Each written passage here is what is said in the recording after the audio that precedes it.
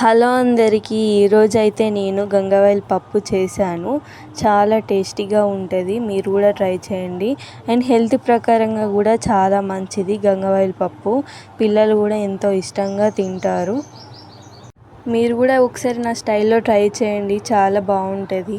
ఏం లేదంటే ఫస్ట్ పప్పు 3 టైమ్స్ కడుక్కొని ఉడికించుకోవాలి. ఉడికించుకున్న పప్పులో మామిడికాయ ముక్కలు, టమాటో ముక్కలు అండ్ గంగవాయిల్ కూర వేసి మెత్తగా కుక్ చేసుకోవాలి. ఆ తర్వాత ప్యాన్ తీసుకొని ఆయిల్ వేసుకొని ఎండుమిర్చి, కల్యమాకు, ఎల్లిగడ్డ, ఉల్లిగడ్డ, జీలకర్ర, ఆవాలు వేసుకొని వేగనివ్వాలి. వేగినాక కరివేపాకు, పచ్చిమిర్చి, టమాటో ముక్కలు వేసుకొని వేగనివ్వాలి. వేగినాక పసుపు, ఉప్పు, కొంచెం చిటికెడు కారం, తగినంత సాల్ట్ వేసుకొని వేగనివ్వాలి. వేగినాక పప్పులో మనం ఈ పోపుని కలుపుకోవాలి. అంతే, సింపుల్గా గోంగూర పప్పు రెడీ. టేస్టీగా ఉండే గోంగూర పప్పు నేనైతే ఇలా చేశాను. మీరు కూడా ఇలా ట్రై